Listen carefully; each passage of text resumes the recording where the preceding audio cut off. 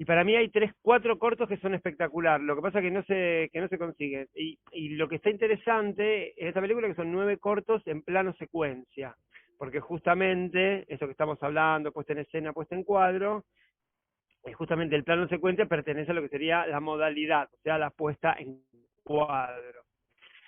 Eh, Trata de como de recortar situaciones muy pequeñas, muy cotidianas, aunque a mi entender son más bien extra cotidianas, muy cotidianas o que parecen muy cotidianas y que sin embargo significan para esas personas que la experimentan un cambio radical en su vida. Los cortos que yo les digo son 9, pero yo me sentaría en 4. Ese que les pasé para mí es el mejor. De hecho, por eso está en internet.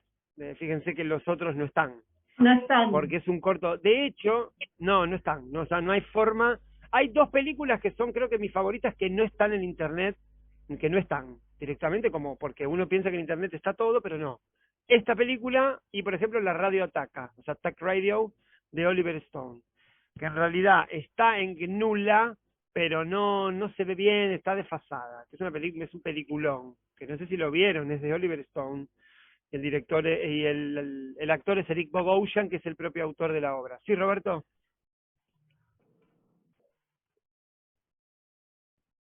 Rodrigo García, el hijo de Gabriel García Márquez, digamos. ¿Está en ¿Dónde? internet? Roberto te, Roberto No, te en es algún lugar. conseguidor. Es No, A está ver, conseguidor. de esos 14 minutos. Yo lo busqué en yo lo busqué en un montón de lados, no sé, me faltó Estremio para fijarme. Yo quizás Ah, Estremio bueno. está. Oh, ¿Extremio qué es? ¿Una página de qué tipo? ¿Tipo qué? ¿Tipo Netflix? No. Ah, ok.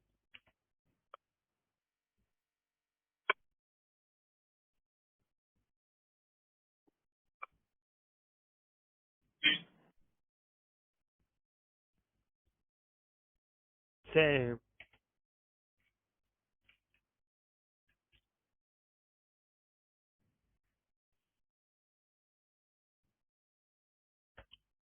La Radio Ataca, de Oliver Stone. Esa está, pero rara. De hecho, ayer, porque yo les cuento por qué. Yo tengo un amigo, ahora tengo muchos amigos nuevos. Tengo un amigo que a mí me parece que él es actor, así. Ah, ¿viste? Sí, ah, vos te reís, pero sí. Tengo un amigo que es un actor, así que trabajó con Gené, bueno, ese tipo de directores.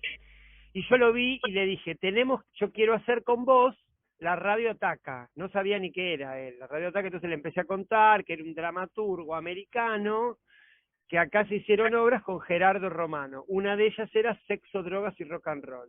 Año 93, Complejo La Plaza. No sé si le suena algo de esto. Porque yo cuando era chiquito acompañaba a una persona que trabajaba en radio y le hice una nota a Romano y ahí, bueno, nada, sí, sí, cosas. me acuerdo, sí.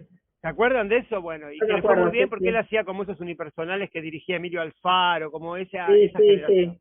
Sí, sí, me acuerdo. Entonces, cuando lo vi a Luciano dije, con vos tengo que hacer, porque es igual, es parecido, tiene esa potencia masculina que tiene el personaje. Así que bueno, se la quería mandar, se la mando, porque la había encontrado, se veía más o menos bien, y él me dice, che, le puse play y me salieron páginas porno, me conectó a una. Entonces yo le digo, se ve que vos no tenés los bloqueadores que tengo yo, porque a mí no me pasó nada, puse la película y arrancó. Así que arrancamos mal para ver, pero bueno, dicho sea de paso, ustedes se imaginan quién va a comprar esos derechos, quién va a poner la plata para comprar esos derechos. Pero bueno, no importa. Sí, Roberto, dime.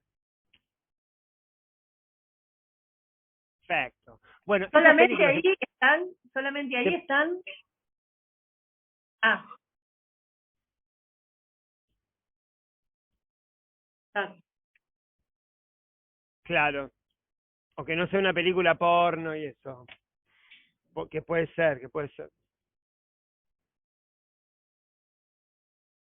Sí. Bueno, vamos,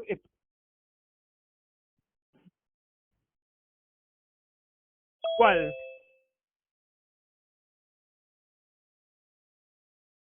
Podés vivir sin verla, sinceramente. Podés vivir sin Ah, ver esas películas que te gustan a vos, Robert. Que no, ok. Juan, Vale, Juan, sí, estoy un poco confundida porque el corto que yo vi sí. no era un corto argentino, era un corto en inglés. No, yo no dije argentino, ¿eh? Dije Rodrigo García es colombiano, pero Ah, filma en pero hace Estados una Unidos. película en inglés. Ok, Claro, claro. ok, ahora entiendo. Sí. O sea, él seguramente no, yo lo sé. Él estudió historia, con ese padre ya tenés el camino allanado, pero estudió en Estados Unidos y al toque empezó a filmar, que yo les recomendé que vean, que esa se consigue más con solo mirarte, que es de una sensibilidad espectacular. Siempre trabaja como un universo femenino bastante vulnerable, digamos, que tiene que ver un poco con la clase que vamos a ver hoy, continuando este tema que estamos viendo, y de hecho creo, si mal no recuerdo, que él es el director de Santa Evita, que hasta hace poquito ¿cómo se llama? Bueno, fue como un fenómeno así audiovisual que dura lo que duran los fenómenos audiovisuales, que duran un mes en la contemporaneidad, más o menos. Esa es la pregnancia que tiene, un mes y medio, y después rápidamente hay que volar a otra cosa. Bueno, dicho esto, vamos a continuar con lo que estábamos viendo, que para mí es el tema troncal, creo yo, de este curso. Por lo menos a mí esta forma de análisis me sirve bastante. Primero que nada porque es muy concreta. Ustedes no sé cuál será el vínculo que tienen con la lingüística y la semiología. Yo realmente bastante poco. Y en general, quienes tienen o quienes pretenden tener digamos, una potencia crítica en el pensamiento, algún tipo de crítica de algo, la lingüística y la semiología lo ven como sospechoso, porque en realidad lo que hace es un análisis de las relaciones entre los signos y los textos, es decir, no hay una denuncia crítica, por ejemplo, de, como dice Monique Wittig, por ejemplo, la lucha de clases en un texto. Eso queda elidido, lo que se analiza es la concreción del texto. Entonces, yo no sé cómo se llevarán con eso. Ahora, para mí, esto que estamos viendo es concreto, impide cualquier tipo de mirada especulativa con respecto a la película, porque te da como herramientas básicas y concretas. Sobre esas herramientas uno después monta una actividad de pensamiento, pero no hay, digamos una especulación, si quieren, política, ética, de la moral, etcétera, porque esto es concreto. Entonces, fíjense que estamos viendo puesta en escena, y los elementos de la puesta en escena es la materialidad del plano mismo, son los elementos del plano mismo. Y todos esos elementos, digamos, tienen un valor particular y entran en relación. ¿Se entiende esto?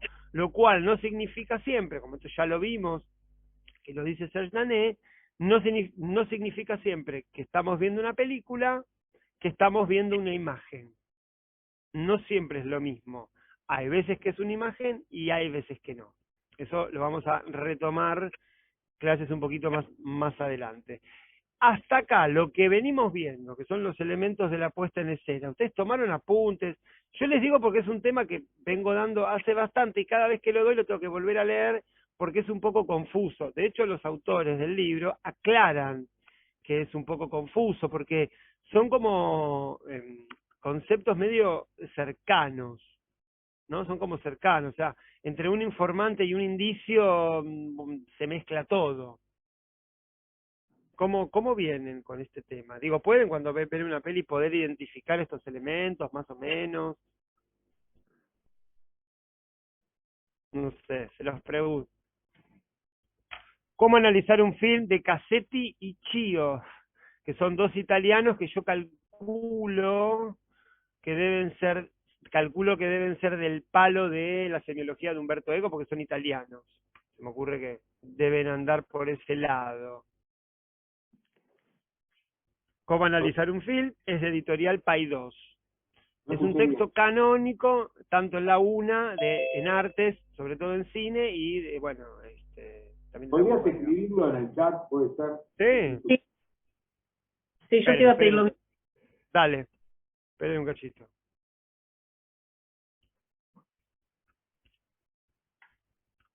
¿Cómo analizar un film? Cassetti, Chio. Ahí va.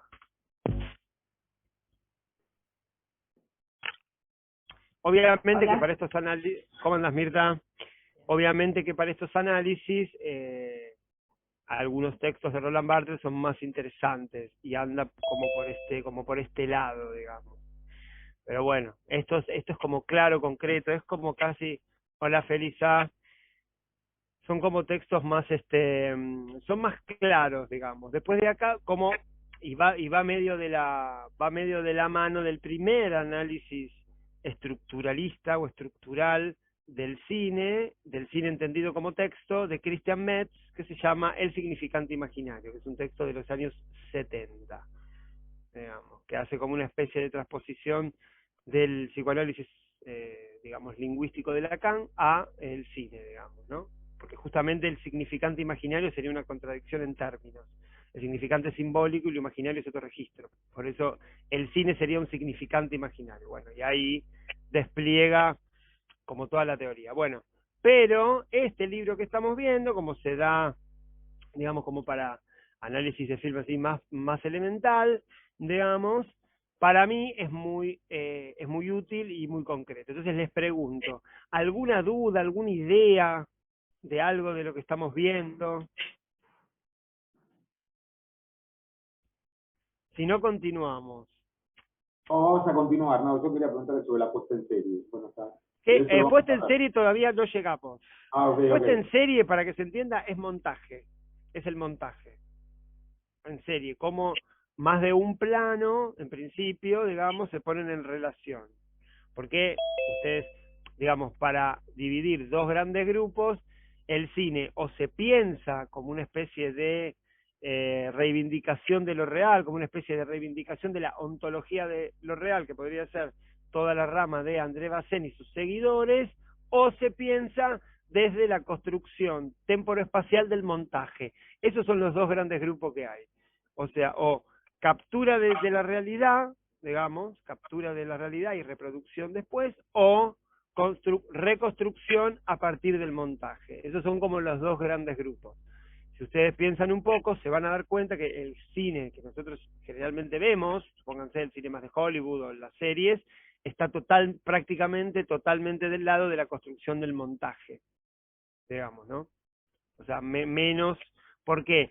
Y en principio yo les diría porque digamos, el cine más cercano al realismo, ese realismo que trata de representar el tiempo, en algún momento se expone como dispositivo. Digamos, un plano secuencia se expone como dispositivo en algún momento.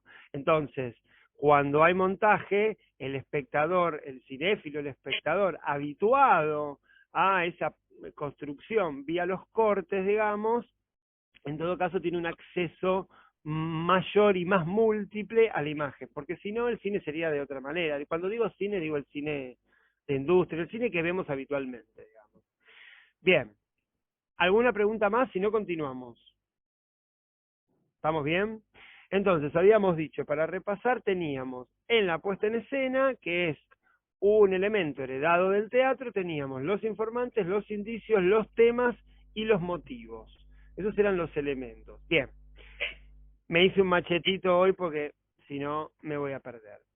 Pero dicen los autores que esa forma de pensar la puesta en escena es una forma bastante, como si les dijera, bastante anónima, bastante distanciada, y que dentro de la puesta en escena podemos encontrar muchos más elementos para trabajar que, no, si bien los otros también pueden estar, no importa, porque lo que estamos pensando es aproximarnos a un film con otras categorías, porque en definitiva, que esta es la gran discusión, si quieren en el cine o en el teatro también, es cuál es la relación entre el creador y el crítico, o sea, entre el objeto y el discurso crítico sobre la obra. Los creadores suponen que la obra habla por sí misma, los críticos dicen no. Sin un discurso crítico sobre la obra no existe como tal. Entonces, por eso les digo, dependerá, para que ustedes interpreten, analicen más o menos cuáles son las herramientas de análisis que lleven adelante. Todos estos elementos que vamos a ver, después a uno le resuenan. Bien, entonces, yo puse así. Dice, hay una segunda manera, alguien tiene el micrófono abierto, porque se mete como un ruido, fíjate. Ah, Mónica, fíjate, ahí va. Entonces, siguiendo con estos ítems, con estas categorías, dicen los autores, hay una segunda manera de organizar los datos del texto fílmico, porque ellos piensan el cine como texto. Bien, ¿cuáles son? Uno, reconstruir el tipo de cultura a la que se refiere el film. Pongo un ejemplo para que entiendan. Esperando la carroza, hago una aclaración, no habla del ser nacional, porque en todo caso habla de lo que podría ser algo más porteño, más urbano, pero más de Buenos Aires, si quieren, o de los alrededores. Pero esperando la carroza, ¿a qué género pertenece? Grotesco. Exactamente, y el grotesco es un género que en qué momento tiene digamos, su origen, esplendor y después decadencia. ¿En qué momento? Como principios del siglo XX. Muy bien. ¿Y quién trae? Esto hago una aclaración porque justo estoy trabajando algo que tiene que ver con esto. El origen del Teatro Nacional es, como me dijo la investigadora con la que hablé, es poligenético, o sea, como que hay muchos orígenes y hay hasta algunas tradiciones que incorporan elementos de pueblos originarios. Pero vayamos a la digamos, como a la idea, a la historia elemental. ¿Quiénes traen ese género y por qué? ¿Se acuerdan? ¿Alguien lo sabe? Vinculado con la inmigración. Muy bien, Mirta. Hoy estás muy afilada, Mirta. Muy bien. Estás muy afilada, muy bien. Ahora bien, ¿y cuál es el vínculo que hay entonces entre ese género y la cultura, que es obviamente histórica, como todo, y la cultura de ese momento? O sea, ¿cuál es el vínculo? Bueno, es un reflejo de las clases más humildes, vinculadas, bueno, sí, con la inmigración, porque en ese momento, bueno, en Buenos Aires, la mitad de las personas eran inmigrantes. Exactamente. Entonces, haciendo un análisis genérico, supónganse, de una obra, uno podría concluir, digamos, ciertas relaciones o ciertos movimientos de esa cultura particular en ese momento. A eso se refieren los autores con este predicado, que lo vuelvo a repetir: reconstruir el tipo de cultura a la que se refiere el film. Entonces, uno, aunque esto suene muy pretencioso, podría pensar que desde la puesta en escena, digamos, desde la materialidad de la cosa misma, digamos, de la imagen misma, yo puedo concluir a qué tipo de cultura o en qué tipo de cultura se produjo este film. ¿Se entiende?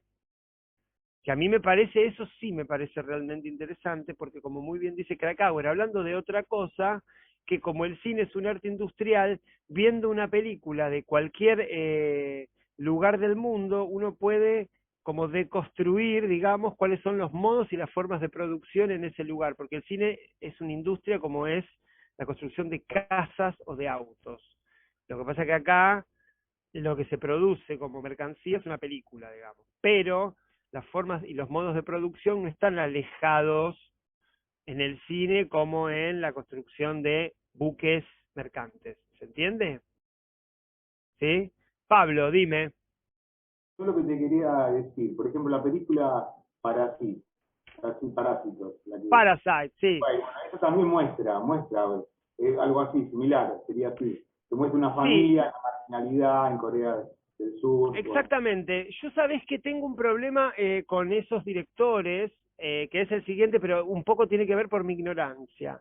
Cuando yo vi Parasite, pero ustedes me lo dirán, porque por ahí son más, tienen más saber en el cine oriental, sinceramente, y bueno, está en Netflix, ¿no? También, me preguntaba si yo estaba viendo una película que me podría dar cuenta de cierta cultura oriental, o en realidad lo que estaba viendo era una occidentalización de gente que tiene los ojos rasgados, pero en realidad las formas del montaje, las formas de la puesta... Es muy Tarantino, ¿no?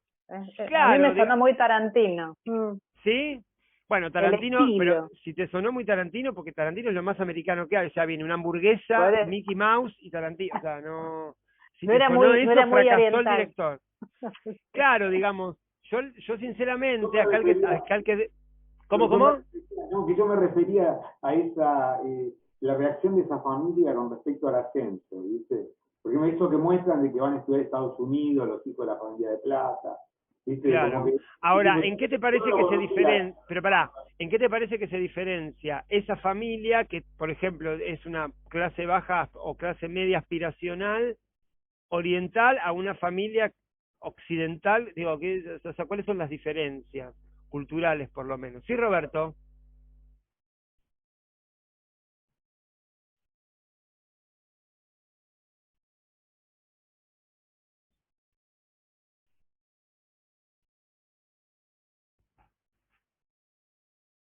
Sí, sí.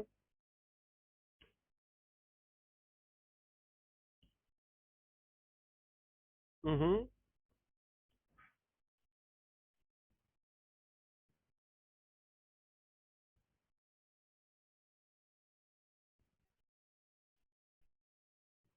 ujú.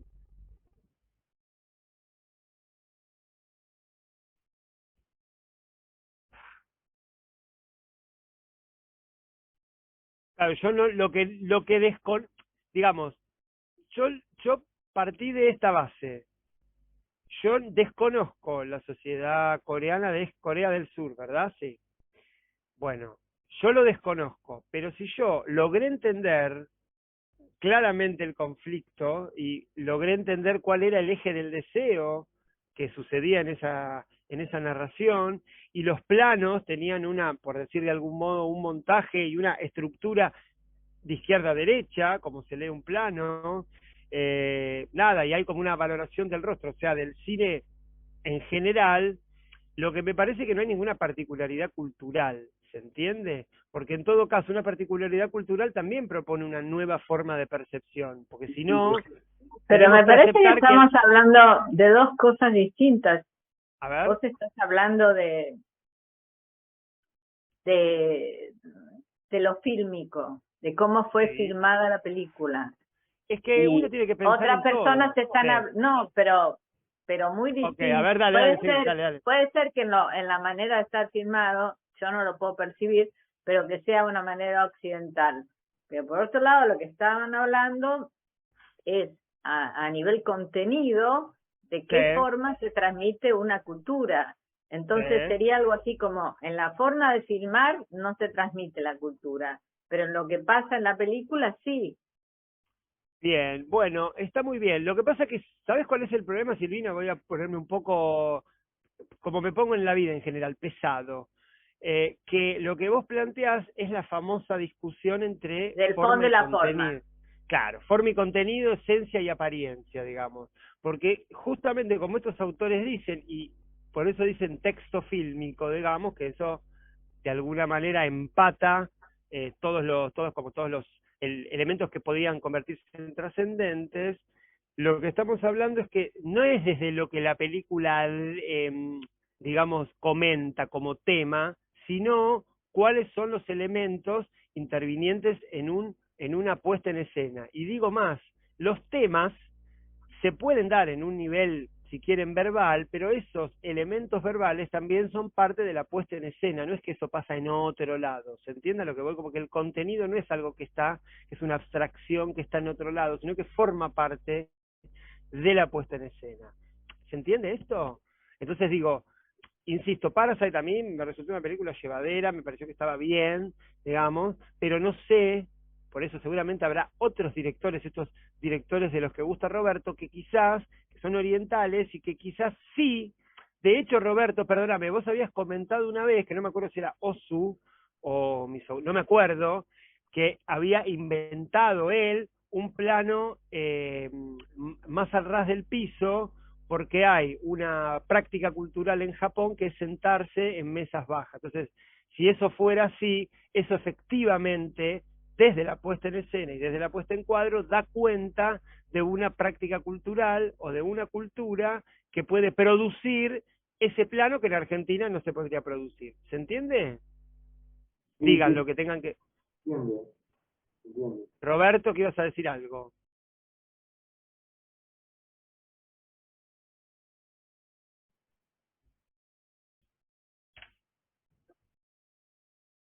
Sí.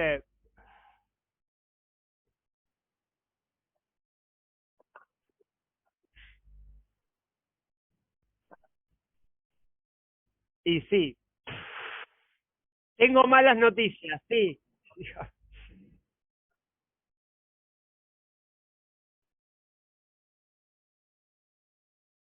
Mira, todo el cine... Ujú,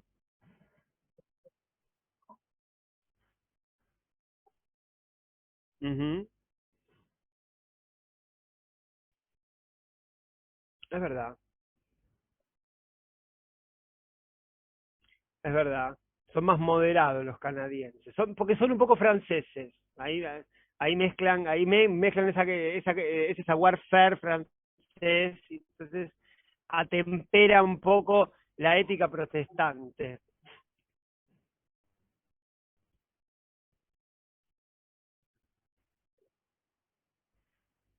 Mm, no, para mí hay. Yo creo que debe haber especificidades de cada cultura que cada vez son más pequeños, digamos. Hay algunas cosas que resisten y algunas cosas que no, pero lo que resiste o lo que ha resistido en estos últimos 20, 30 años es muy poco. Me da la sensación, digamos, sobre todo en una globalización que es total y sobre todo posterior a la imposición de Internet sí, y casi como espíritu absoluto, digamos, ¿no? Como que es eso que lo resignifica todo. ¿A vos te resulta difícil?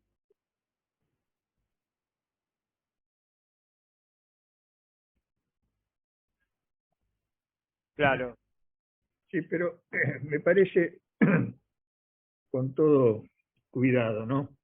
Me parece que lo primero que yo quisiera es destacar que hace ya muchos años se discutió en, en antropología Sí. los fenómenos de transculturación.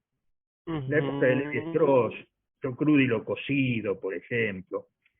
Mi maestro Rodolfo Kusch, por ejemplo. Yo Medio que, turbio, Rodolfo Kusch, medio turbio. sí, sí, sí, yo trabajé con él. Ah, ok. Enrique Este, Dussel, medio turbio. era duro, era Bueno, duro. sí, bueno, después hablamos. Después hablamos en Pero, privado pero de esa secta. Dale, Pero de dale, todos dale. modos, evidentemente el tema está en que la apropiación de Ujú. o sea, siempre se plantea que el imperialismo capta a la gente y las transforma, y en realidad es Sí. un doble movimiento en que también, este, por ejemplo, en el plano religioso es notable cómo el catolicismo es adoptado de alguna manera por los indígenas, por los pueblos originarios, pero haciendo lo propio Sí, y modificándolo a piacere. sí, Con relación sí, al problema del estructuralismo en general, sí. es su derivación en un nominalismo, Ujú, que realmente es un nominalismo que tiende a reemplazar la realidad por los nombres. ujú. Y ahí está la cuestión, o sea, digamos, así como siempre que sale el tema de forma y contenido se usa una especie de giro verbal despectivo, ¿no? Bueno, pero es volver al tema de la forma y contenido. Y yo realmente Ujú, creo que sí, es volver a la forma y contenido.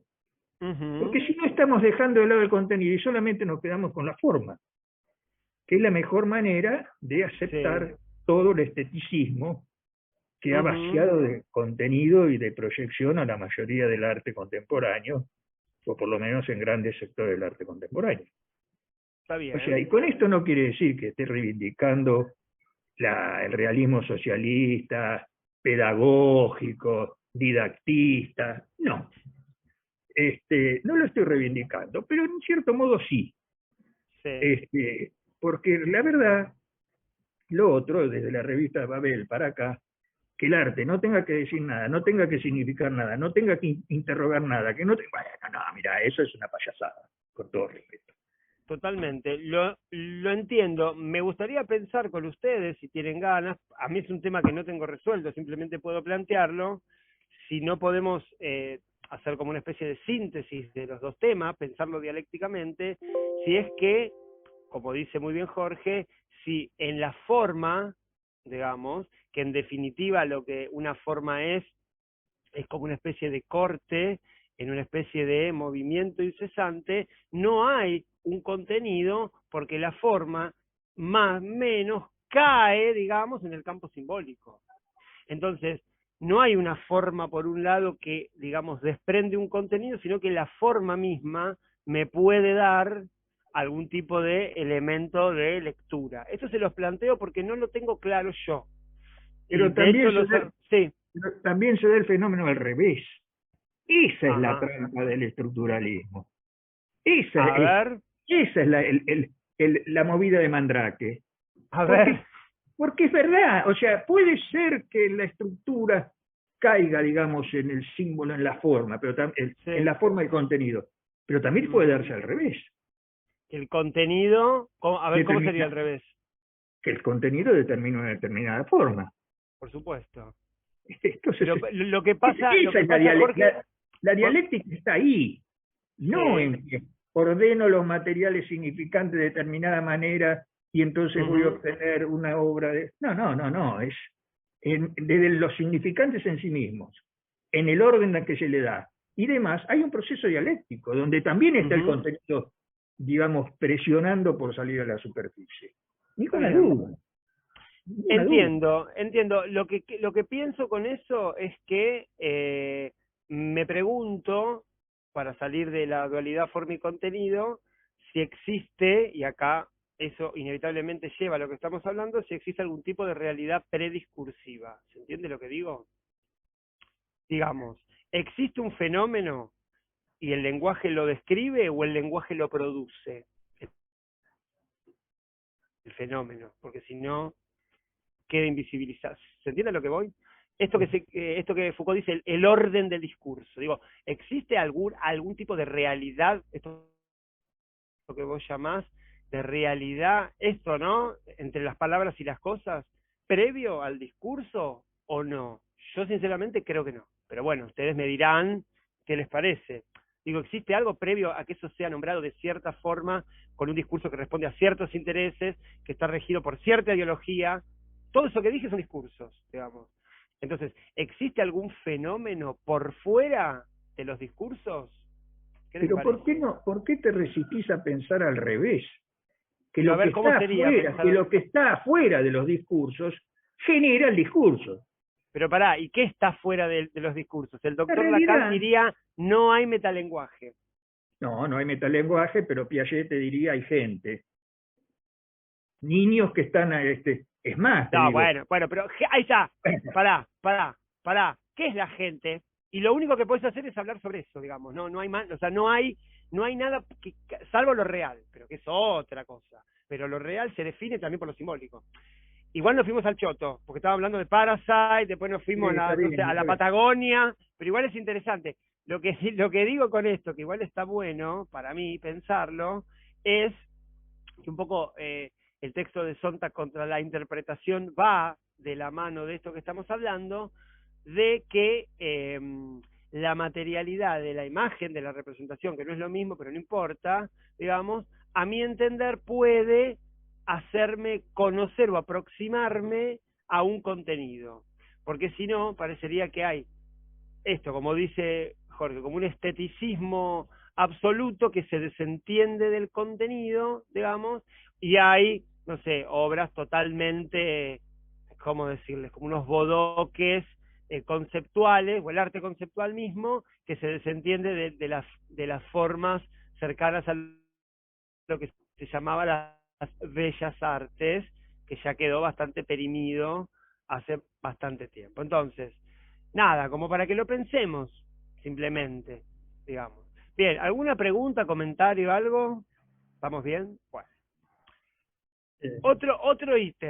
Otro ítem que dice, digamos, que como las segundas formas de organizar los datos del texto fílmico. Segundo ítem es reconstruir, este a mí me parece súper interesante y presenta varias complicaciones, reconstruir la obra del autor de la que el film es apenas una pieza. ¿Esto qué significa? Que si uno, por ejemplo, tiene las ganas de ver una filmografía completa o casi completa, va a empezar a entender, va a empezar a ver marcas de estilo, como signos, si se diría síntomas, cuando habla de Hitchcock dice síntomas, o sea, formaciones de compromiso, que un autor presenta durante toda la obra. Entonces uno podría analizar o pensar un texto cinematográfico a partir de que ese texto cinematográfico cómo dialoga con toda la obra de un autor. Y tiene tanto valor como analizarlo, analizar esa película, digamos, por sí misma. Por ejemplo, Porque cuando lo que vimos, a ver, no sé si todos estuvieron, pero algunos de acá, la que vos dijiste que mirábamos de Ken Loach, de ese no, Ken Loach autor. es un autor que yo me torra Detesto. mal. Imposible que haya dicho yo Ken Loach. No hay posibilidad. Lo Agenda digo secreta, yo, esa lo la digo canción yo, de Juan. Carla. No, pero a ver, No me dale. acuerdo si era Ken Loach. No. Elefante, ¿de quién es Elefante y todo eso? Ah, Elephant, de Gus Van Sant. ¿De Pero quién? justamente Gus Van Sant es un autor, Gus Van Sant, es un autor bastante que fuga, porque hace una remake medio, ¿cómo se llama? Pierre Menardiana de Psicosis, después hace Elephant, después hace En busca del destino, que es una película totalmente clásica, comercial, con el guión de Matt Damon y Ben Affleck, después hace una película medio gay, de unos Cowboy Drugstore, digo, es un autor medio ¿Y inacible. Boyhood? ¿De quién es Boyhood? No, Boyhood es de Richard Linklater. Ah, entonces me equivoqué de... Acá, bueno. Ahí está. Bueno, Linklater, Linklater. sí, Linklater tiene como ciertos motivos similares, que es un diálogo, diría, Que me acuerdo que a Jorge no le casi gustó. dramatúrgico, pero Porque a no Jorge le había gustado gustó. la sensibilidad. Yo hasta intenté, no, hasta inclusive intenté la trilogía de Antes del Amanecer, todo eso, intenté convencerlo a ver si se podía acercar a una especie de Flener, de Baudelaire, no hubo forma, no lo logré convencer, digamos, no cayó en esa trampa, digamos. Bueno, Linklater sí, el cine de Linklater trabaja un poco como esas figuras repetidas, digamos, o motivos, que es digamos, que dos personas se conocen y se adentran una con la otra a partir de esto, de grandes textos dramatúrgicos, dialécticos, digamos, y con esos textos descubren y resignifican el mundo. Pasen Boyhood, pasen toda la trilogía de Antes del Amanecer y pasen su primera película que se llama Dazed and Confused, que si la ven, sí, Roberto. Dale, Mirta. No, que la referencia que hizo a Ken Loach también sería el caso, porque uno sin saber que es de Ken Loach ve una película y dice es de Ken Loach, porque es como Sí. que se repite en la forma de filmar, en las temáticas, en el, digamos, cómo trata a los personajes, y sí, me parece que es muy característico también. Yo lo que pongo como, porque trato de problematizar como todas las proposiciones de estos autores, les pregunto, yo no lo tengo claro, pero se los pregunto a ustedes, ¿qué opinan ustedes de la noción de autor? Porque acá el problema es que, por lo menos en el teatro, lo que se llama teatro postdramático, digamos, la noción de autor... ¿Por qué te sonreí, Jorge? Porque dije algo muy Porque dijiste algo muy, vanguardia. Es algo, posible. algo muy gracioso. A ver.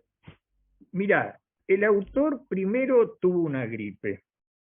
Ajá. Después tuvo una pulmonía. Ujú. Después resultó que tenía una enfermedad seria, hasta que llegó una enfermedad terminal y se murió. Ajá. A partir de la muerte del autor, yo, Ujú. la verdad, lamento por los públicos inquietos presentes y futuros, Sí. porque la verdad, el autor no era no era un estúpido que vivía así. El autor era algo que aportaba mucho al teatro, muchísimo. Ahora Ujú. resulta que cualquier grupito de estudiantes de teatro deciden que van a hacer su propia obra, no saben actuar, no saben hacer teatro, no saben hacer... Y eso es horroroso. Entonces yo digo, y bueno, la verdad, ¿cuándo la gente volverá a ver autores? Realmente, si no es en el teatro oficial, que de golpe te ponen algún autor, y mal, porque lo de Bodas de Sangre lo demuestra, ¿Vieron pero Bodas de Sangre? No vayan. no, Vayan si quieren, pero es algo... no, yo no soy un autor. ¿Qué puede ser un autor? Yo No, no desistí. vayan a ver... Después No, de lo no que vayan, no dijiste, vayan. desistí. No vayan, no vayan, no vayan, no vayan. No, no, no, no. No, pero les juro que la pasé mal. Miren, te hago un pequeño comentario, Jorge, un corte. Ayer fui a ver una obra que era como un canto al esnovismo. O sea, vos entrabas ahí y mirabas tu cuenta en el banco y te subías sola porque era Violeta Ortiz Berea, actriz, Tamara Tenenbaum, texto, que es como una chica así de filosofía muy linda, y dirigido por Andrea Garrote. O sea, el nivel de esnovismo, yo me sentí un cortesano, el que estaba así aplaudiendo así en Hamlet, me decía, qué bien esto, qué bien esto. Pero la pasé bien, digamos, porque la obra es llevadera, las formas son agradables, son para la clase media. Yo decía, bueno, evidentemente si me reconozco acá, se ve que mis ingresos deben dar, según el INDEC, clase media. Ahora, cuando fui a Bodas de Sangre, la pasé mal, porque ver los textos de Lorca dichos como por una especie de robot, digamos, y ese robot, a ver, ¿qué es un robot? Alguien que reproduce unos signos pero que no los comprende y que no los modula, ¿sabes? Por más inteligencia artificial que usted quiera ponerle, la pasás mal. Entonces, digo, si quieren ir, vayan para ver cómo una directora que fue en su momento una persona de vanguardia, que es Vivi Tela, no sé qué idea tendrán de ella, no tiene ganas de trabajar. Entonces, da los textos, organiza la apuesta y se desentiende. ¿Se entiende esto? A lo que voy, bueno, ahí no habría un trabajo autoral. ¿Se entiende? Porque esto, sin embargo, esa obra firma como Vivi Telas. ¿Se entiende? Sí, Jorge, continúa, perdón, querías un comentario con respecto a lo que que ayer. el teatro requiere autoría, requiere dirección, requiere buenos actores, requiere... el otro día leí creo que de Carlos Di Pasco, una oración que me gustó mucho. La escenografía es un personaje más silente que está en la obra. Claro, claro. Un personaje silente. Entonces, la verdad, yo de caja negra tengo la bola por el piso, ¿viste? Poneme aunque sea 4 sillas, algo. Sí. Entonces, bueno, qué sé yo, es así, o sea, esto de que murió el autor, sí. ¿Sabes qué pienso cuando porque yo, dale Roberto.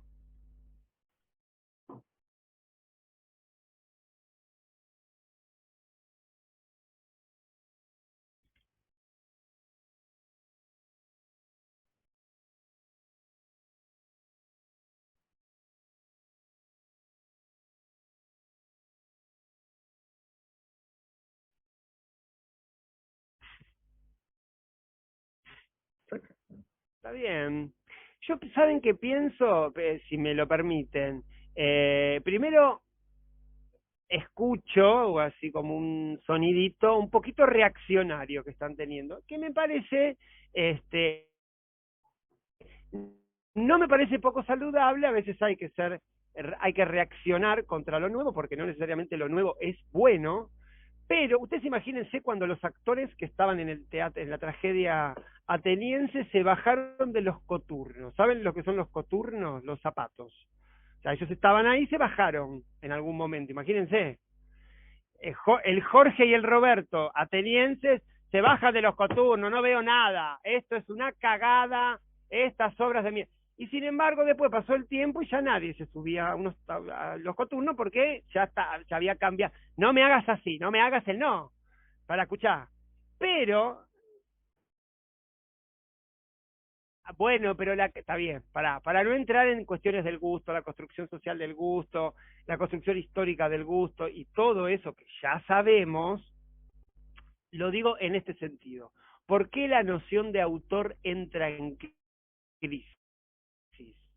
Primero, porque esa figura idéntica a sí misma en una época donde gracias a los movimientos feministas, LGTB, queer, etcétera, una de las cosas que es necesario poner en crisis es la noción de identidad. Entonces, si la noción de identidad está puesta en crisis, la noción de autor inevitablemente tiene que ser puesta en crisis. ¿Se entiende? Distinto es un creador que en cada una de sus obras no trata de parecerse a sí mismo, que eso es complicado también, sino trata de ver qué nuevo lenguaje o qué nueva estructura puede crear desde una subjetividad en fuga y no desde una subjetividad cerrada, porque como muy bien dice Badiou, la identidad es una necesidad del capitalismo y por cierto es fascista. Bien, continuemos. Sí, una sola cosa vamos más. Vamos Jorge y Roberto, hoy estoy para todos. Y última... 3 horas de entrevista a un director estoy, pero ¿sabes cómo estoy? Soy Rocky Balboa, te lo digo así. Dale. Mi último recuerdo. Dale. Cuando hicimos en el San Martín de Peter Hunt que los hombres irrazonables están en vías de extinción, muy bien, actuó Pepe Monge, sí, maestro total, La Cortese, que estaba extraordinaria, y dirigió Roberto Villanueva. Bueno, pero esas son palabras mayores, pará, no. No me tirés a Villanueva. Bueno, es trampas intelectuales, si vamos a entrar en las trampas intelectuales, bueno, dale, está bien, tenés toda la razón del mundo. Dale, pero eres un genio, bueno, está bien, dale. Le pongo esto, Villanueva fue director artístico del teatro del Instituto Di Tella, y ¿sabés cómo dirigía? Él le dirigía y movía mientras pasaba el texto de Hanke, nada menos, como si fuera música. Y el músico preferido de él era Oscar Edelstein, que está dando vuelta por ahí. Gran amigo. Sí. Entonces, la verdad, yo insisto, que se cuestionen las identidades, bueno, que se haga lo que quiera, simplemente, pero no maten a nadie. O sea, porque sinceramente, o sea, se están haciendo cosas muy culeras, esto es la realidad. Sí, entonces... Pero les hago una pregunta a todos, en los 70, porque uno recuerda el Di Tella, uno recuerda el Paracultural y se piensa que ahí había 300 Urdapilleta, 400 Batato Barea y 290.000 tortonesi o gambas al ajillo. Y no es así. Yo creo que siempre se hicieron cosas de cuarta y dentro de cada contexto, cada horizonte, digamos, había cosas que han quedado... Quiero decir, en la época de Villanueva Cose, ¿cuántos otros directores seguían haciendo cosas perimidas, obsoletas, vetustas? Un montón. A mí me parece... Pero no había una... punto. Sí, dale, dime. No había una teoría que justificara el mamarracho, ese es el problema. No, está bien, pero lo que digo es que, no sé, se los doy como para pensar a todos. Imagínense que Almodóvar, a la edad que tiene ahora, siguiera filmando con las mismas ideas, las mismas preocupaciones, la misma puesta en escena que Pepe y Lucibón y otras chicas del montón. Sería un viejo ridículo. Sería un viejo ridículo. No, pero... Almodóvar es un genio en serio. Bueno, por eso te estoy diciendo. Ahora, vos le vas a negar la característica de de cine, de director de cine, de factotum, de lo que hace. No, lo que digo es que a veces la noción de autor, yo esto quería problematizarlo, que la noción de autor implica cierta identidad consigo mismo. Cierta identidad consigo mismo, por lo tanto, cierta sustancia, o sea, algo inmodificable. Porque para que un autor verifique su concepto, o sea, que sea autor, de alguna manera, sus producciones tienen que tener cierta lógica. Si no... Ahora, lo que vos venías... Sí. Lo que vos venías diciendo, Juan, me parece que va en la dirección contraria a la muerte del autor, porque lo que estabas Ujú. diciendo es que hay que poder ver una obra en el contexto del resto de las otras. Eso no solamente es que no se murió el autor, sino que se le pide una coherencia al autor. Claro. Que no sé si eso es una cosa que debemos hacerlo. Es que no es que se le pide una coherencia, es como condición sine qua non. Para que haya un autor, tiene que haber una obra que tenga por decirlo de alguna manera, un sistema simbólico que de alguna manera esté implicado, que esté relacionado, que sea similar. Entonces uno dice, acá hay un autor con estas marcas de estilo.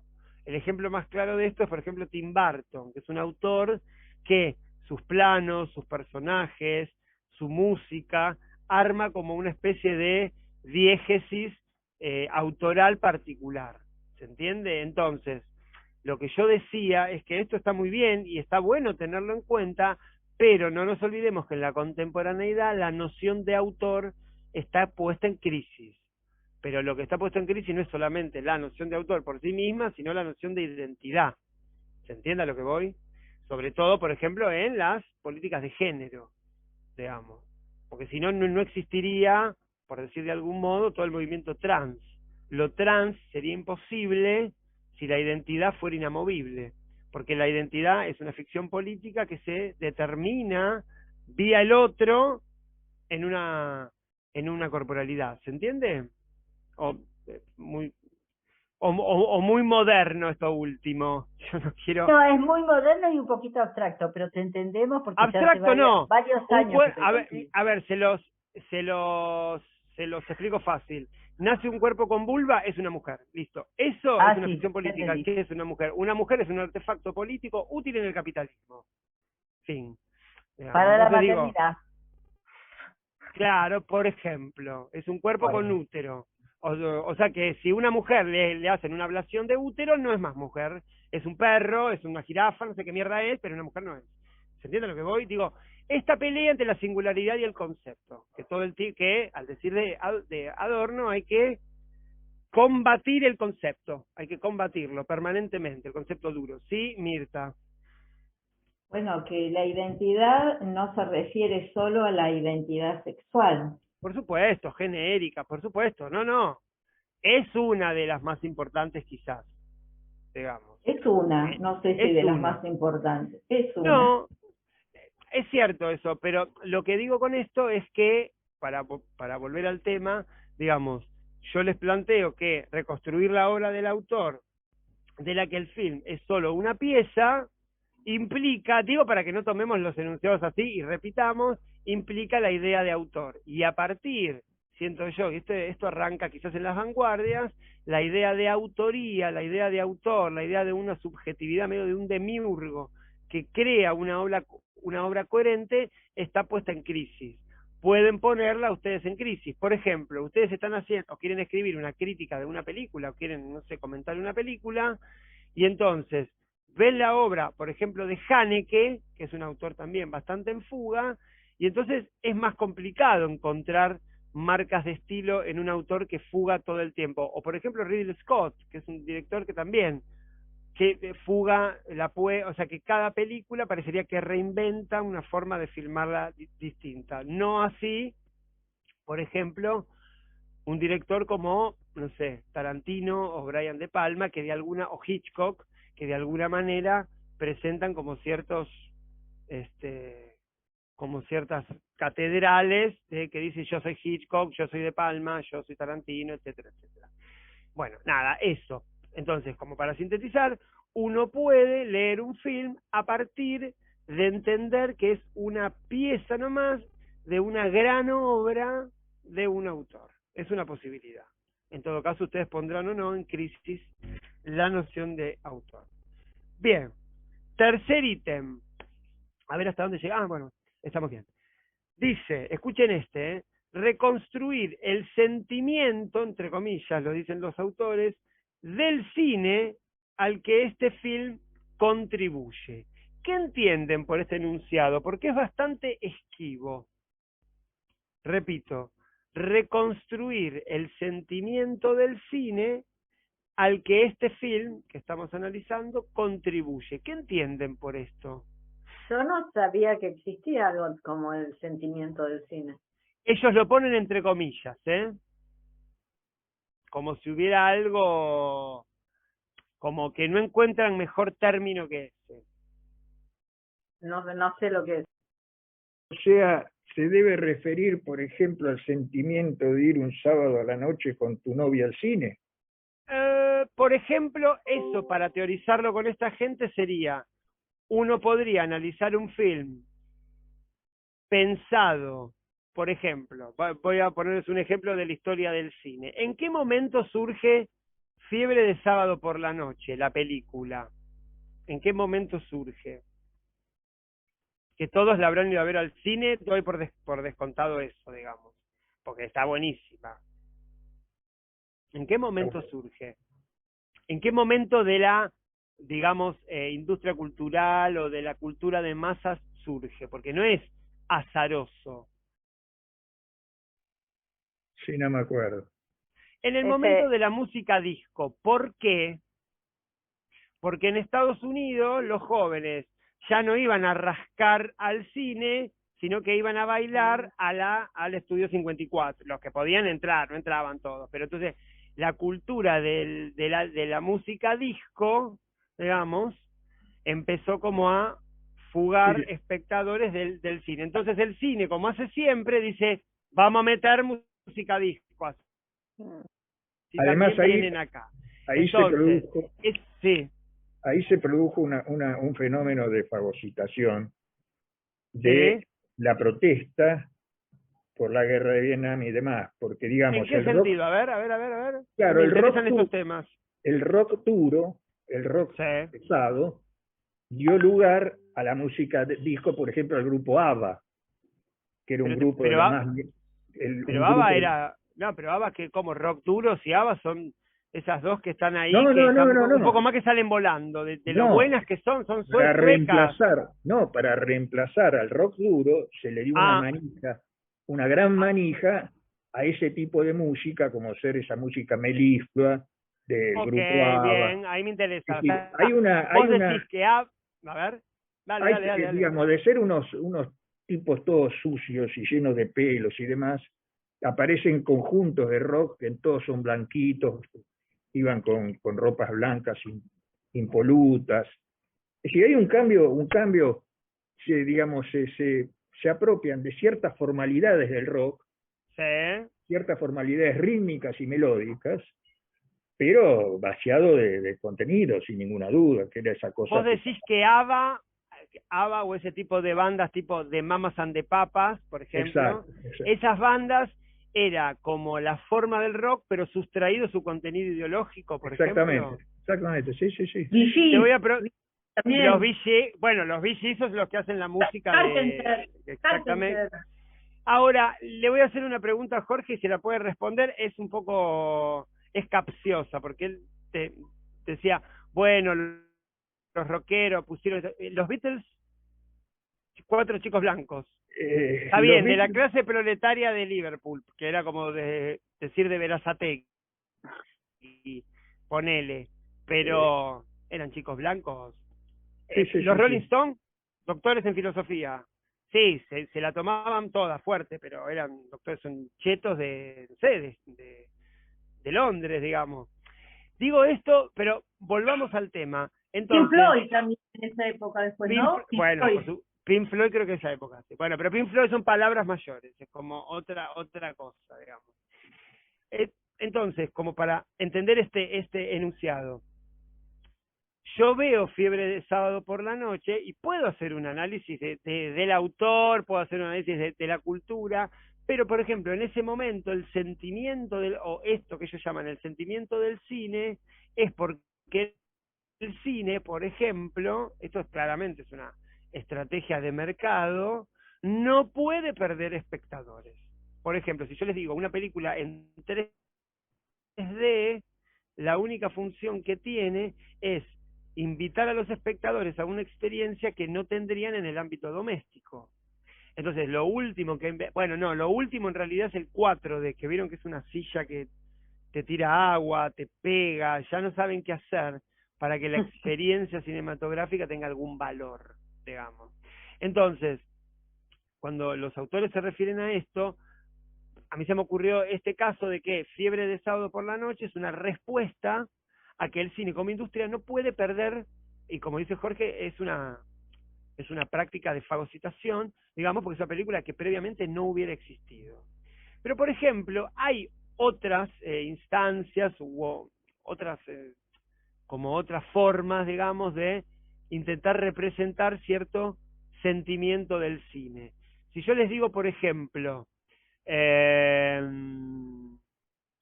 El arca rusa, por ejemplo, ¿qué tipo de sentimiento del cine les parece que esa película, que no es para nada industria cultural, o por lo menos está degradada su intención comercial, está intentando reponer para el cine como institución, para el cine como arte, etcétera, etcétera?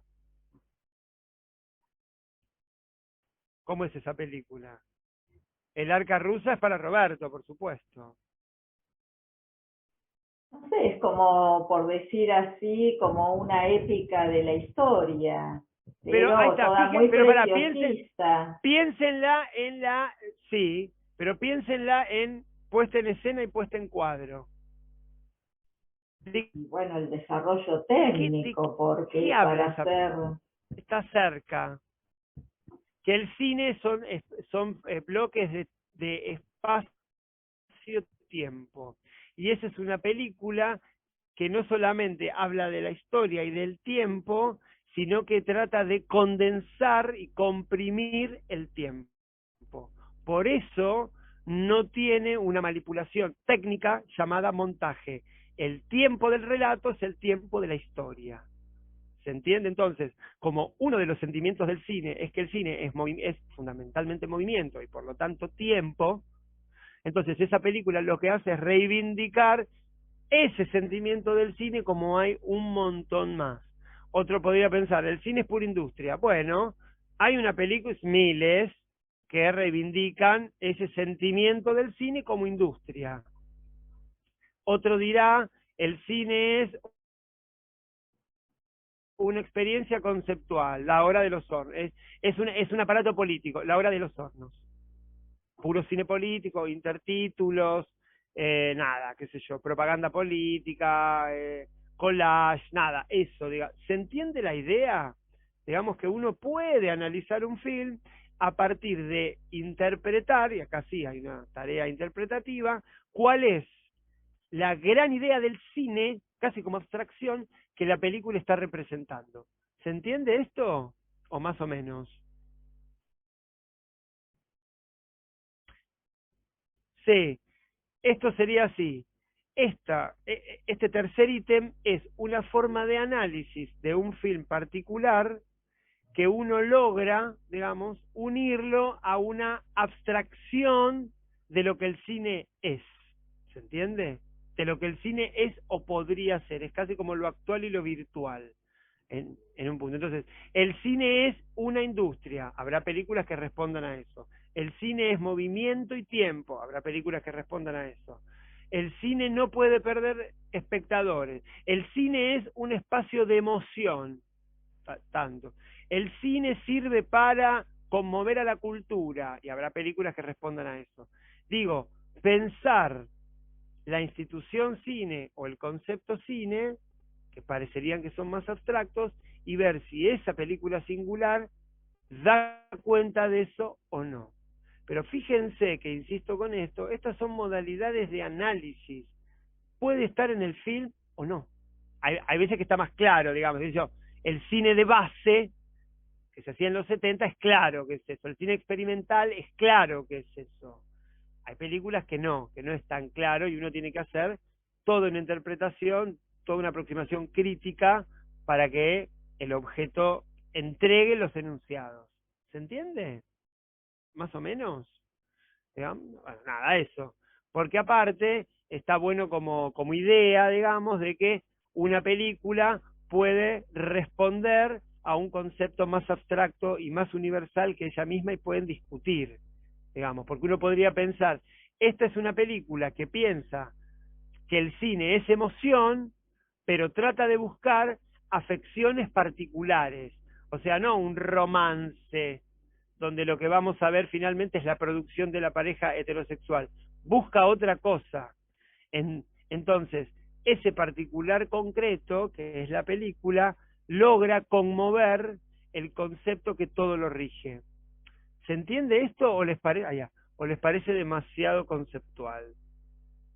Yo vengo así porque les cuento, tuve que hacer una entrevista con un director, no quiero ni mirar a Jorge, que se llama Lisandro Rodríguez, no quiero ni mirarlo, a ver qué cara pone. Bueno, bien. 3 horas de entrevista, él quedó así, y yo quedé así. O sea, entonces tuve que hacer como una lectura de teatro postdramático, Badiou, Rapsodia por el teatro, tesis sobre el teatro, estoy quemado con esos temas. Y entonces me parece que, de alguna manera, si bien esto parece muy abstracto, en el fondo no es tan difícil. Y les digo más, son operaciones que hacemos todo el tiempo. El tema es que la teoría logra escribirlas, pero son operaciones que estamos haciendo todo el tiempo, porque cuando vemos una película y esa película nos resulta inteligible, es porque todo el otro saber ya nos ingresó. Lo que pasa es que no lo reconocemos como saber, sino simplemente como algo que se da en el entre, digamos, que uno logra pensar, ¿se entiende? Porque uno es pensado por las ideas que se producen solas. Bien, comentarios con respecto a eso, quiero escucharlos a usted, Feliz, a alguien, que digan algo con respecto a... ¿La entrevista la vas a transcribir en la revista Llegás? No, la entrevista es para un libro del INT, del Instituto Nacional del Teatro. Digamos, mi jefe, que es amigo de Lisandro, logró convencerlo, porque saben que Lisandro es una persona media esquiva, para hacer un libro sobre el proceso de creación, textos de él, etcétera, etcétera. Entonces, bueno, yo fui toda la semana, me preparé, fui, le tiré así un balde de cosas, y me di cuenta que él en realidad no es un autor de esas características, no es un autor de ese tipo de reflexión, o sea, no es un Ricardo Bartís, es de otra forma. Menos mal igual que no es un Ricardo Bartís, pero en un momento no había comunicación. Pero bueno, después yo fui, a partir de mi pericia, digamos, entendiendo que tenía que preguntarle cosas más concretas y no tan abstractas. Pero de igual manera fueron 3 horas ininterrumpidas. Entonces yo quedé quemado y él quedó quemado. Y encima, como estuve en contacto con esos materiales, me doy cuenta que esta clase estoy igual de abstracto, igual de pesado, que estuve en la entrevista, que dicho sea de paso, ayer hice otra entrevista de una obra que sí les recomiendo, que se llama En esta noche brillante, no me acuerdo, que es de Naila Pose, que es una actriz que trabaja en Open House. Queda en Villa que es un barrio que es inaccesible. Me perdí en el barrio adentro, me quedé perdido, era una cosa, bueno, se las recomiendo. No, en ese mundo loco, en esta noche brillante. Viví toda mi infancia, adolescencia y juventud en Villa. No sé cómo, Sí, yo estaba en Pero la parte Olazábal, Olazábal y Donado. ¿Les suena esa zona? Bueno, yo les cuento, me perdí. En un momento me sentí un personaje medio borgiano en un laberinto, hasta que encontré el 76 que me sacó de ahí. Vos sabés que yo te puedo llevar ahí, por esa zona está el barrio Parque Chas. Sí, no, eso conozco, ahí me ubico, porque está el subte. Pero en esta zona no está el subte. En Parque Chas hay calles redondas. Y vos arrancás a caminar. Una vez, yo estaba en Parque Chas, estaba haciendo tiempo para otra entrevista a Silvio Lang, que es un director que es amigo mío, y en un momento me empiezo a dar cuenta que empiezo a girar y me estoy perdiendo. Y dije, no puedo ser tan boludo de perder como toda la gente dice que se pierde en Parque Chas, soy un imbécil. Entonces automáticamente tomé una así que cruza y salí a la avenida, porque ya me estaba perdiendo, ya me daba cuenta que estaba en digamos en círculo, digamos. Buah. ¿Cómo se llama el teatro de...? Se llama Estudio Los Vidrios, va los domingos a las 20 horas. Si tienen ganas de ir, yo puedo hablar con Naila, que pegamos buena onda y tenemos buena onda, y puedo ver no sé, hacer un 2x1, como para que fluya, porque hay que difundir. Es una obra de un ciclo que cura Las Piel de Lava y cura Matías Umpierres. Es un texto de una brasilera que es una especie de distopía feminista, pero realmente está bueno. Por ahí no les interesa. A mí me interesaron algunas cosas, sobre todo algo que por ahí va a sonar medio vetusto y reaccionario, y me voy a poner del lado de Jorge en este caso, que es una obra que tiene elementos contemporáneos, pero no se desentiende o no subordina la emoción a algo burgués, sino que la repone en las formas. Porque en general el teatro postdramático y la performance, como son actividades más políticas que estéticas o poéticas, la emoción, que es algo, me parece valioso y que también puede ser político, está censurado, porque si aparece la emoción, aparece un gesto burgués. Jorge, te escucho, porque sé que viene un comentario. Ya sé que viene el comentario. Que hagas un 2x1 para el domingo. Bueno, dale, le escribo a ella. Queda en Villa Urquiza, si pueden llegar, bárbaro. Y si no, agarren la guía Filcar y van a llegar de alguna manera, pero bueno. Bien, Dale. sigamos. No, trataste de viejos y calmate, No, que ya tenemos el GPS. Callate que yo para eso estaba, no nos perdemos. yo estaba con el teléfono, estaba así, tipo guía Filcar también, y entonces caminaba unas cuadras y me daba cuenta que estaba yendo para el otro lado, entonces daba vuelta y iba para el otro lado, o sea, estaba perdido, extraviado. Bien. Es que hay dos calles ahí, ¿Qué la calle Berlín y la calle Londres, que yo arranco. Ah, pero eso es Parque Chas. En el Parque Chas, vos arrancás acá, Sí. caminas 20 cuadras y volvés al punto de origen. No, pero él no estaba en Parque Chas. Él estaba en Olazábal y yo Donado. estaba- Claro, cuadra estaba Lidonado por... A una cuadra de la facultad estaba. Claro, lo que pasa es que Don- Donado ahí es una diagonal, sí.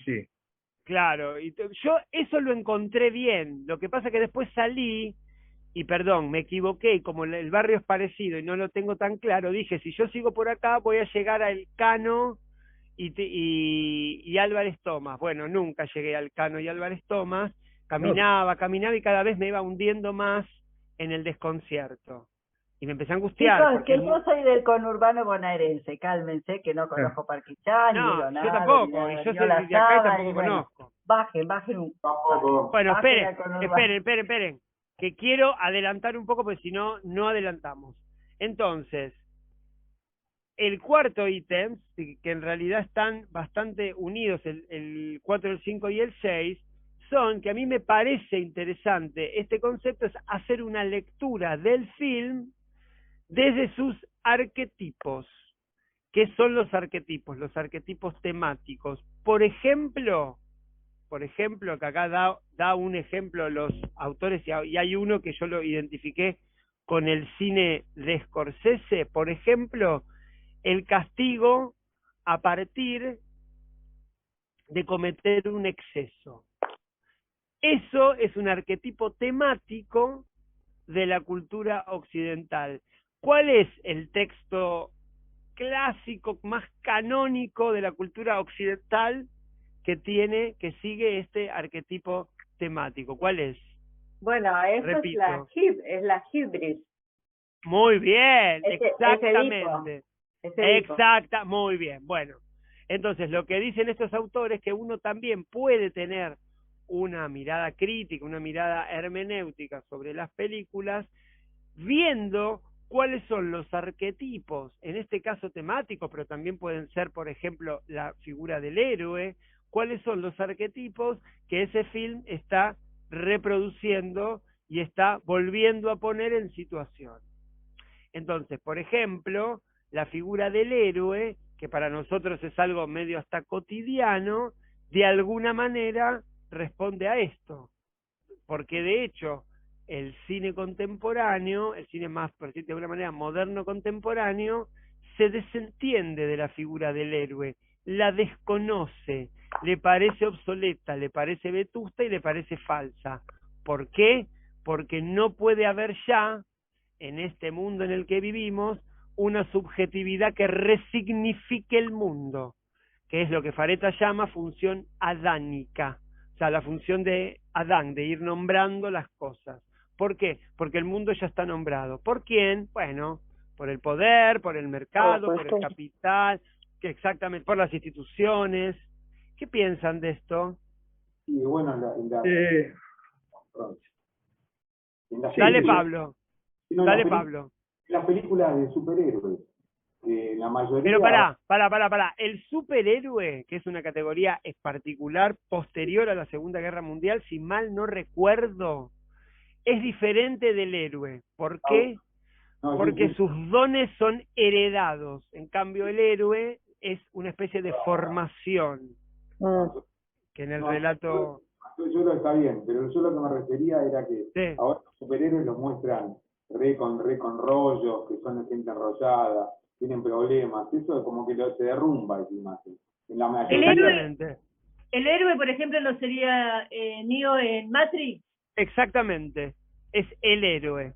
Que él tiene toda una instancia de aprendizaje, porque el héroe es en formación, que es heredado de las novelas de formación sentimental, digamos, ¿no? Pero digo, el héroe es aquel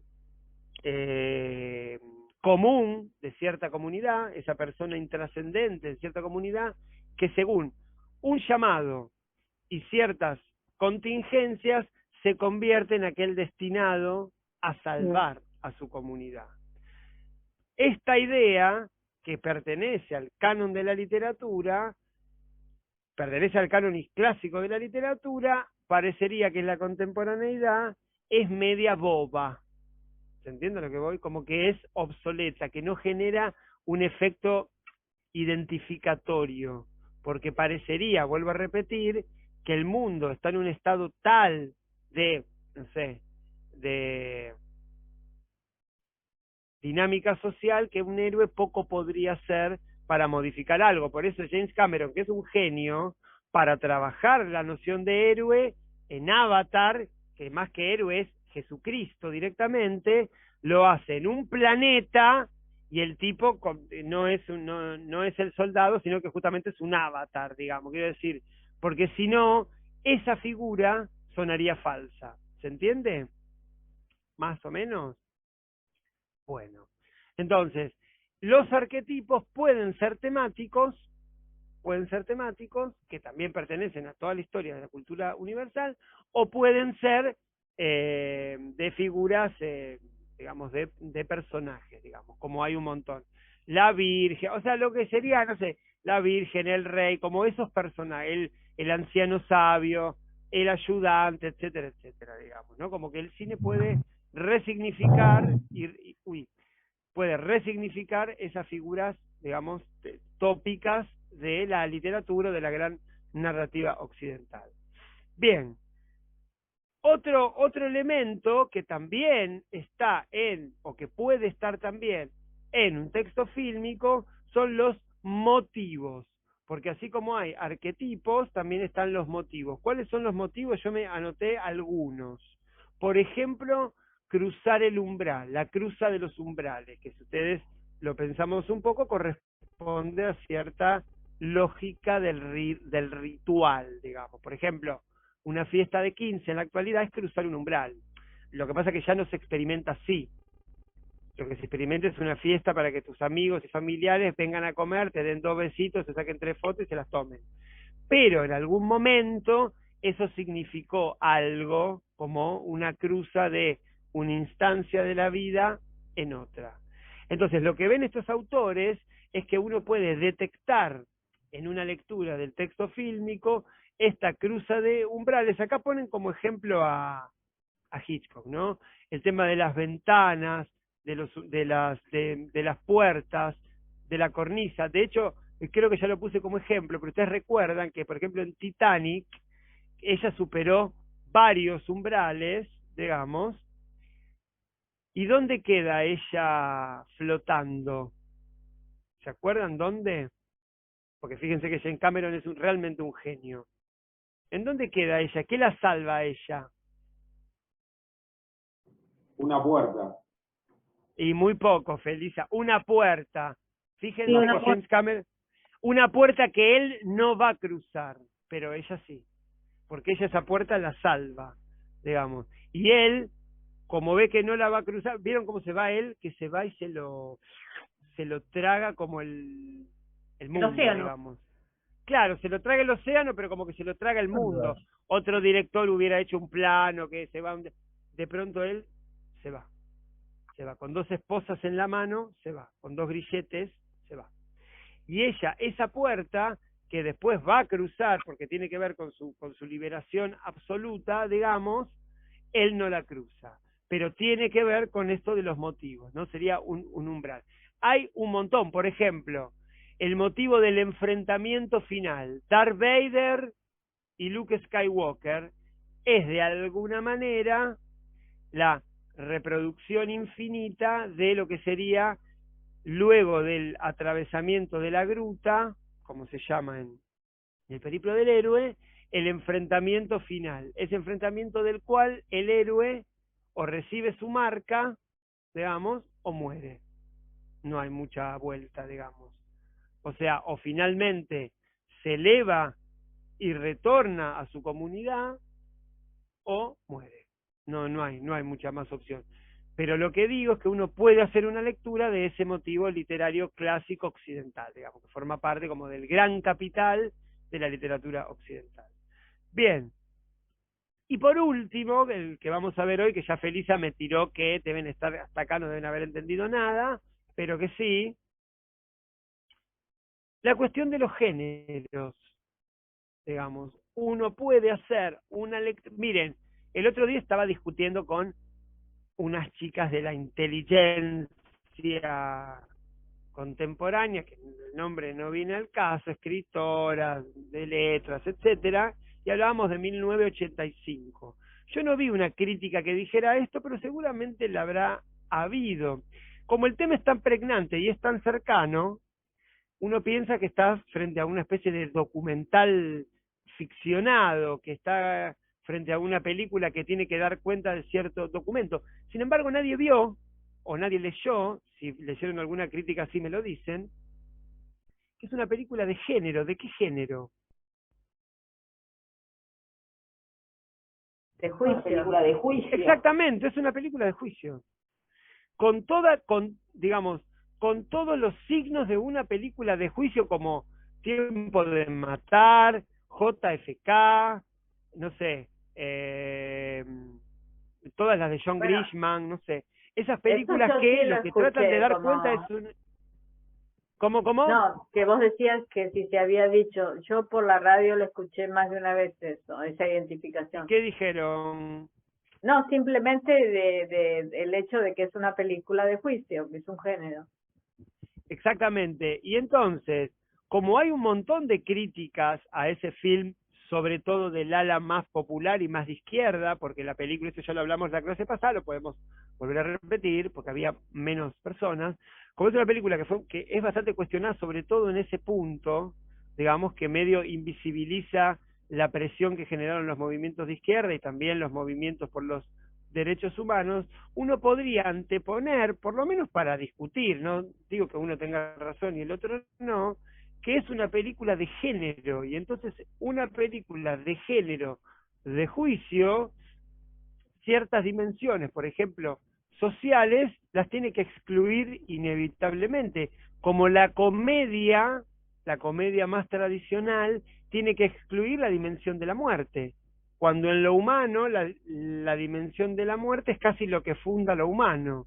Entonces, ¿y eso por qué? ¿Porque el director es un puritano? No, porque el género se lo solicita así.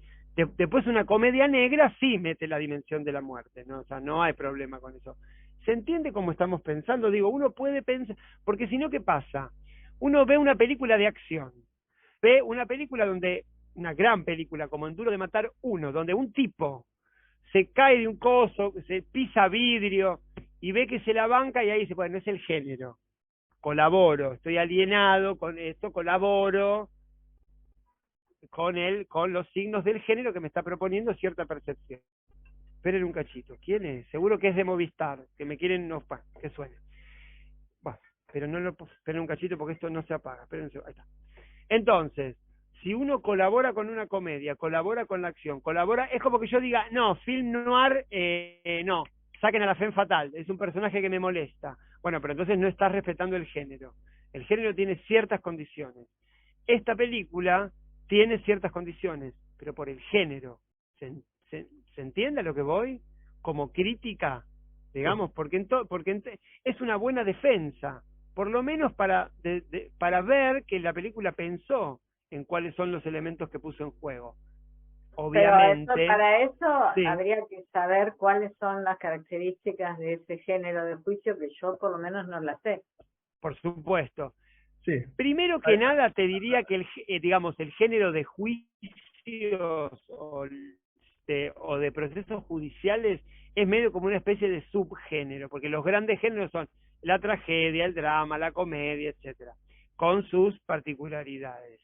Pero a mí me parece que, por ejemplo, como a grandes rasgos, una película de género de juicio se va a centrar en la investigación que lleve adelante o el abogado defensor, si es el abogado defensor, o la fiscalía, por ejemplo. Entonces, hay un montón de elementos externos a eso que no van a aparecer, porque el género me lo permite. Esto que le decía de la comedia.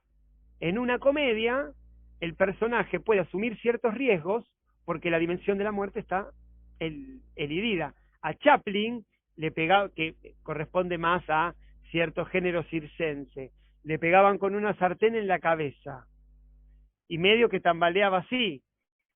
En cambio, en Psicosis, él con una pala le pega al amante y lo mata y lo deja convulsionando, porque es otro género, pero la acción es la misma, ¿se entiende?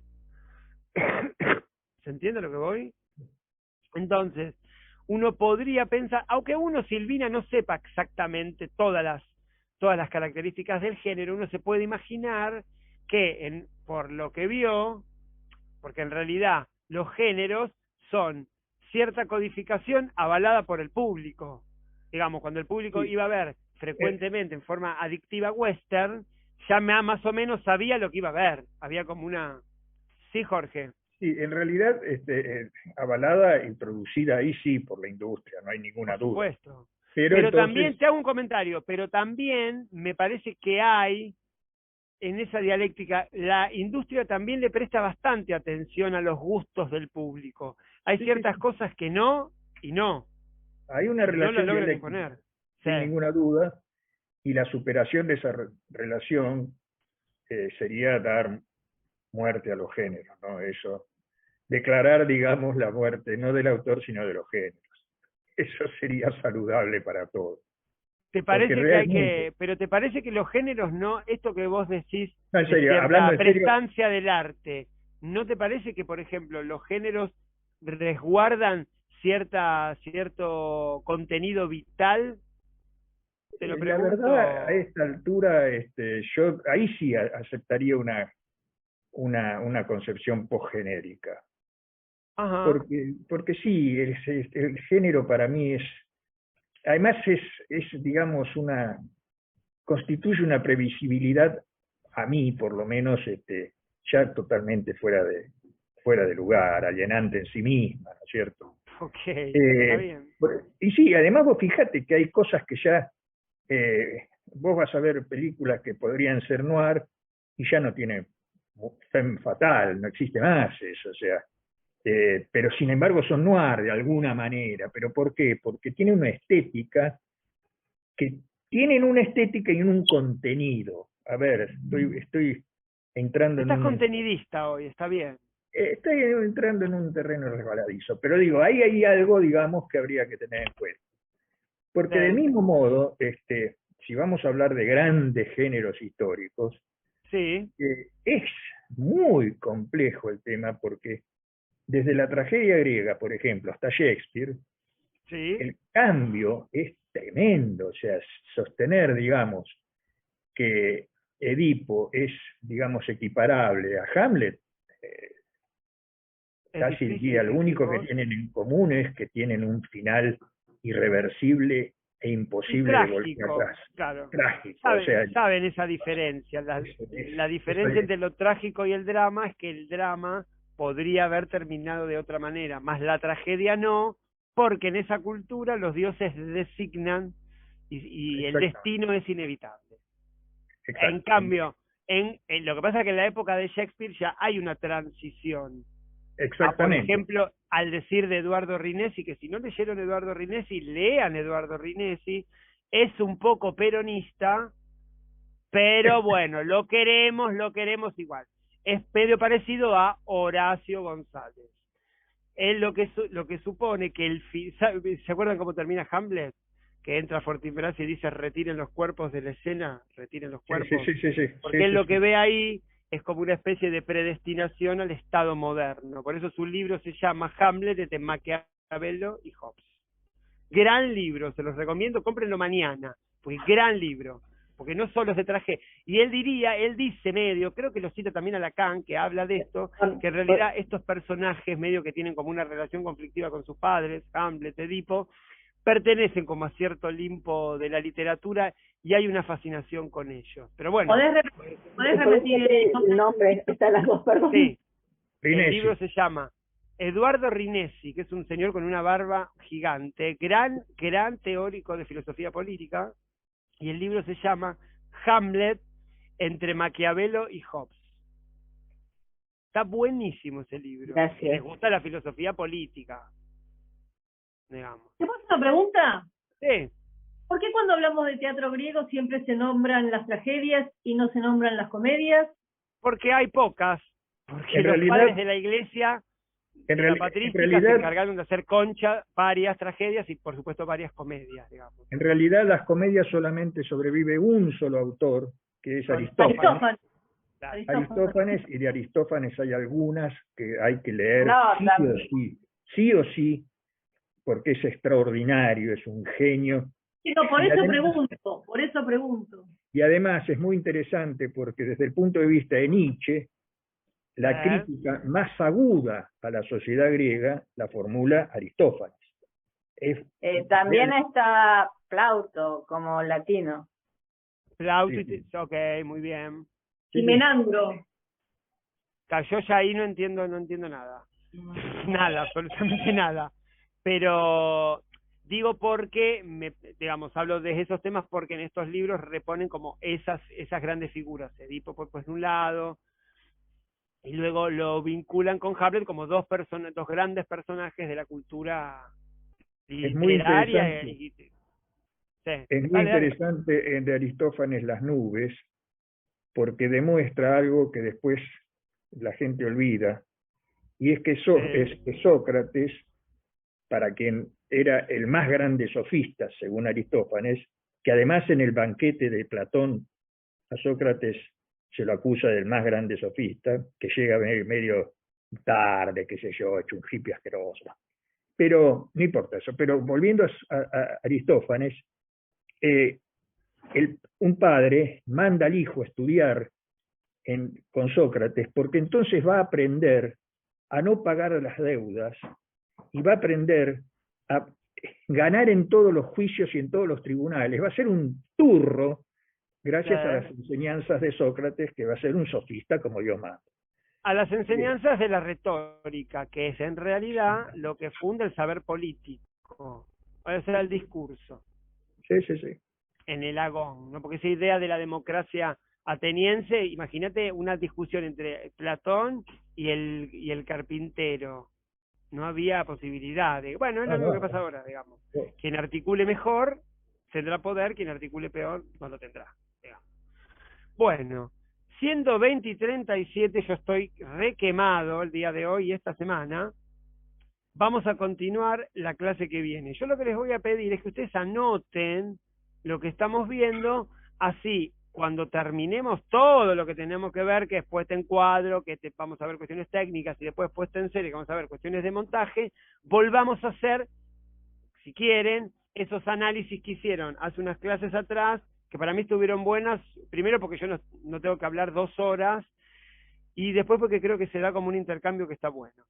Así que anótenlo como para después tenerlo como material, o si me quieren hacer trabajar, háganme trabajar. Yo después les mando como unas fotos o les mando un texto o les mando un resumen para que lo tengan. ¿Está bien? Les mando un beso. Nos vemos. Esperamos- Gracias. Chao.